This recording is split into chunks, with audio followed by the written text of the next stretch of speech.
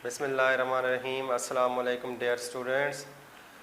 जैसा कि आपको पता है हमने स्टार्ट किया हुआ है एफएससी पार्ट 1 केमिस्ट्री को, और हमने प्रीवियस अपने लेक्चर में बात की थी लिक्विड क्रिस्टल के हवाले से। हमने लिक्विड क्रिस्टल की डेफिनेशन के बारे में पढ़ा था, हमने लिक्विड क्रिस्टल की हिस्ट्री के बारे में पढ़ा था, और हमने लिक्विड क्रिस्टल की टाइप्स के बारे में पढ़ा था।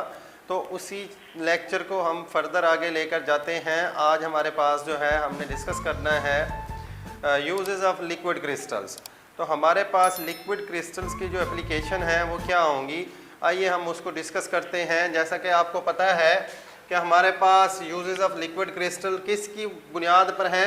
लिक्विड क्रिस्टल की एक ऑप्टिकल और इलेक्ट्रिकल प्रॉपर्टीज़ हैं, उनकी बुनियाद पर लिक्विड क्रिस्टल जो हैं वो बहुत ज़्यादा इस्तेमालात हैं लिक्विड क्रिस्टल के, और उनकी बहुत ज़्यादा एप्लीकेशन है। उनमें से हम डिस्कस करेंगे। फर्स्ट ऑफ ऑल जो हमारे पास लिक्विड क्रिस्टल की एप्लीकेशन है वो है liquid crystal as a temperature sensor. कि लिक्विड क्रिस्टल बतौर टेम्परेचर सेंसर कैसे यूज़ होती है। तो हमारे पास है लाइक सॉलिड क्रिस्टल। जैसा कि आपको पता है कि सॉलिड क्रिस्टल्स, क्रिस्टलाइन सॉलिड जो हैं उनके भी इस्तेमालात हैं। उस क्रिस्टलाइन सॉलिड्स की तरह आपके पास लिक्विड क्रिस्टल जो है ये यूज़ होती है। Like solid crystal, liquid crystal reflect the light. आपको पता है, मैंने अपने प्रीवियस लेक्चर में भी बात की थी कि आपके पास क्रिस्टलाइन सॉलिड जो हैं वो लाइट को क्या करते हैं, रिफ्लेक्ट करते हैं। कि जब आपके पास किसी भी मतलब के क्या चीज़ है, क्रिस्टल्स है, वो लिक्विड क्रिस्टल है या वो क्रिस्टलाइन सॉलिड है, क्रिस्टलाइन सॉलिड के मॉलिक्यूल पर जब कोई लाइट पड़ती है तो वो उस लाइट को क्या करते हैं, रिफ्लेक्ट करते हैं। यही प्रॉपर्टी क्रिस्टलाइन सॉलिड की भी है, और वही प्रॉपर्टी किस चीज़ की है, लिक्विड क्रिस्टल की भी। कि आपके पास like solid crystal, liquid crystal reflect the light, क्या करते हैं, लाइट को रिफ्लेक्ट करते हैं। When one of the wavelength of white light, जब आपके पास वाइट लाइट जो है वो क्या करती है, white light is reflected from a liquid crystal, it appears colour. कि आपके पास जब वाइट लाइट की वेवलेंथ आकर स्ट्राइक करती है लिक्विड क्रिस्टल्स के मॉलिक्यूल के ऊपर, तो वो क्या कर देती है, उस लाइट को रिफ्लेक्ट करती है। जब वो रिफ्लेक्ट करती है तो क्या होता है, इट अपीयर्स कलर। वो किस चीज़ को शो कराती है, कलर्स को शो कराती है।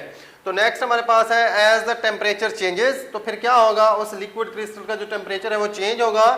The distance between the layers of the molecule of the liquid crystal changes.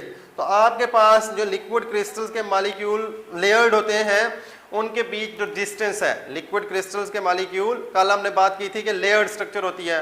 तो लेयर्ड स्ट्रक्चर होती है, तो लिक्विड क्रिस्टल के मॉलिक्यूल के बीच लेयर्स में जो डिस्टेंस है वो टेम्परेचर के बढ़ने से क्या होगा, चेंज होगा।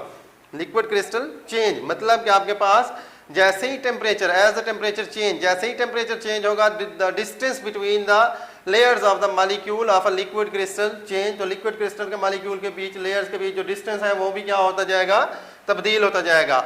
जिसकी वजह से, यही वजह है कि आपके पास thus liquid crystal use as temperature sensor. इस वजह से जो है लिक्विड क्रिस्टल को बतौर यूज किया जाता है टेम्परेचर सेंसर के।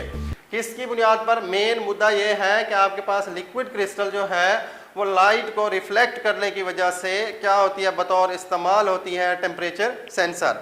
नेक्स्ट हमारे पास है दूसरी एप्लीकेशन लिक्विड क्रिस्टल्स की, वो है पोटेंशियल फेलियर।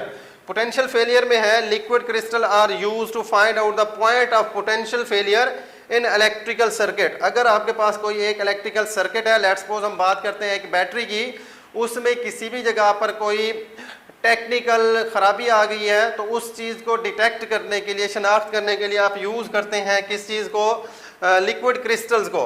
तो नेक्स्ट हमारे पास है रूम थर्मोमीटर्स जो हैं।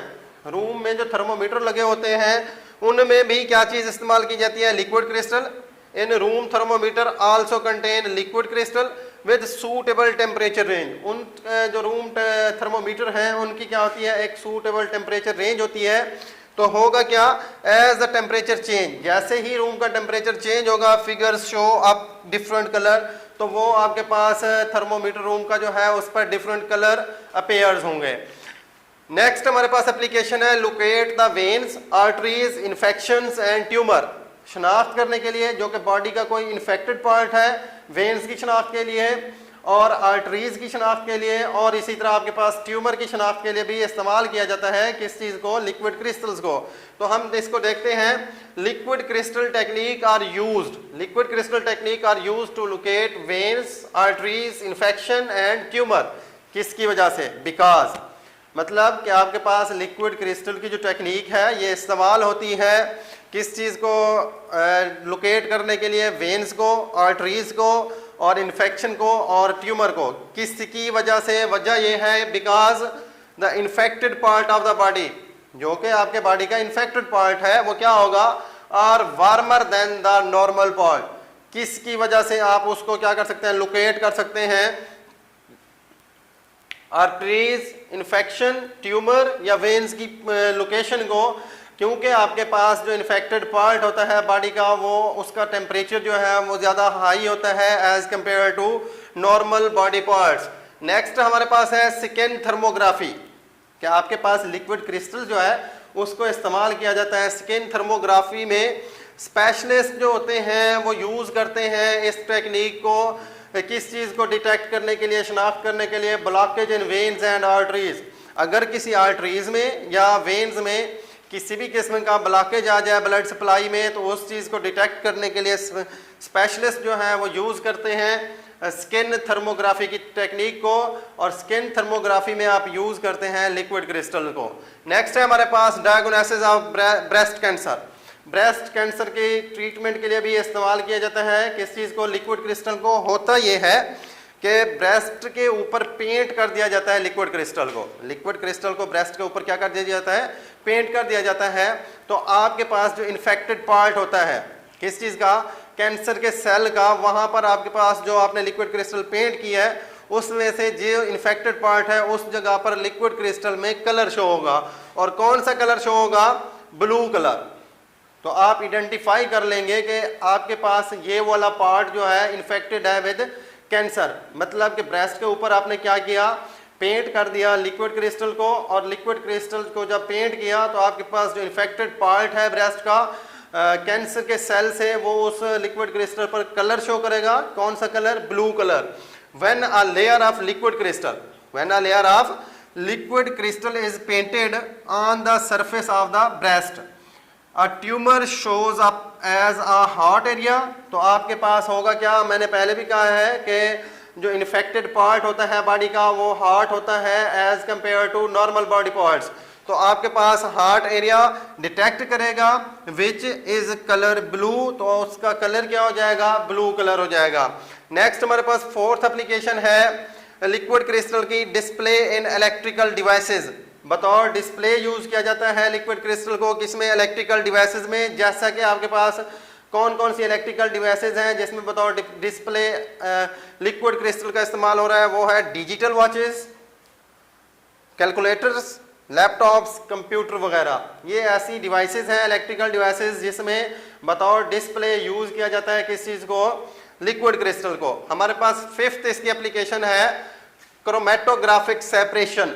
आपको पता है क्रोमेटोग्राफिक जो है ये कलर सेपरेशन टेक्निक होती है, जिस एनालिटिकल केमिस्ट्री का एक मतलब के पॉइंट है जिसमें आपने सेपरेट करना होता है किस चीज़ को, कलर्स कंपोनेंट को। उसमें आपके पास क्या है, in chromatographic separation the liquid crystal used as a solvent. तो आप क्रोमेटोग्राफिक सेपरेशन में क्या करते हैं, लिक्विड क्रिस्टल को इस्तेमाल करते हैं एज अ सॉल्वेंट के तौर पे। हमारे पास लास्ट जो एप्लीकेशन है वो है oscillographic and TV display. In oscillographic and TV display liquid crystal are also use. तो लिक्विड क्रिस्टल आपके पास ऑसिलोग्राफिक और टीवी डिस्प्ले में भी बतौर यूज होती है।